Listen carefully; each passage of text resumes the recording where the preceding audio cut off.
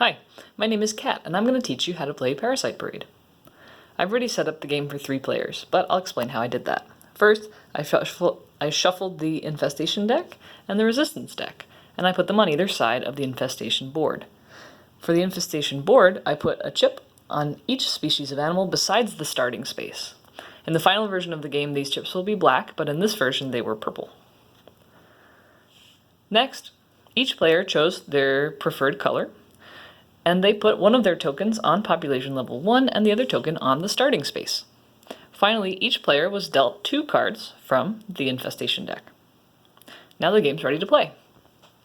The objective of this game is to be the first species of parasite to infest humans, but to do that, you have to first infest each of the other species on your way up the board. On your turn, you can choose between one of 3 actions. You can draw cards from the Infestation deck, you can increase your population level by discarding cards from your hand, or you can attempt to infest a new species. I'll go through each of these steps in more detail. Starting with drawing cards. If you choose to spend your turn drawing cards, you take as many cards from the Infestation deck as you can according to your population level. This symbol, the hand picking up cards, is the number of cards that you can draw. And you can see, I'll move the camera because of the glare, you can see that it increases as your population level increases. If you'd like to spend your turn increasing your population level, you can do that by discarding a certain amount of infestation cards from your hand.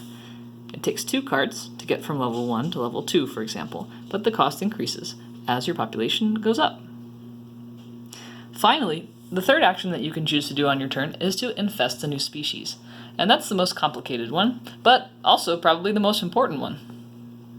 Let's say that red is going to attempt to infest a new species.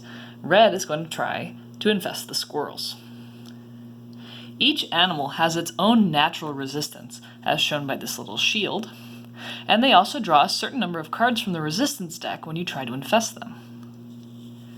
In order to initiate an infestation, red would move their chip towards the squirrels, and then play at least 1 infestation card.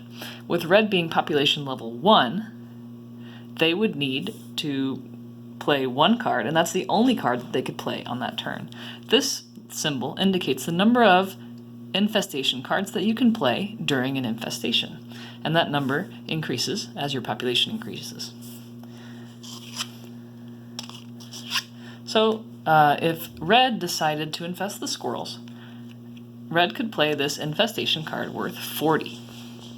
The squirrels have a natural resistance of 20, but the squirrels also get to draw the top card of the resistance deck, which in this case is a 20. In order to successfully infest a species, you need to have a higher score or you need to tie the resistance score. So since the squirrel's resistance is 40, and red currently has strength of 40, plus their special ability gives them an extra 20 points, they win. If any players want to play a mutation card, they could change the flow of the game, but if the players decide to let red win, then red has successfully infested the squirrels. Red would then move their chip onto the squirrel space and draw a number of infestation cards equal to the number of cards that the squirrel drew.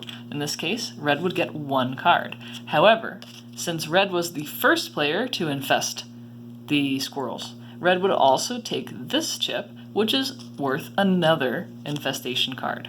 That means that red would draw a total of 2 infestation cards as a prize for winning this infestation. We would discard the other cards, and that would be the end of red's turn. It's important to note that if red had failed the infestation, their turn would be over and they would have to discard their infestation card. It would just go away.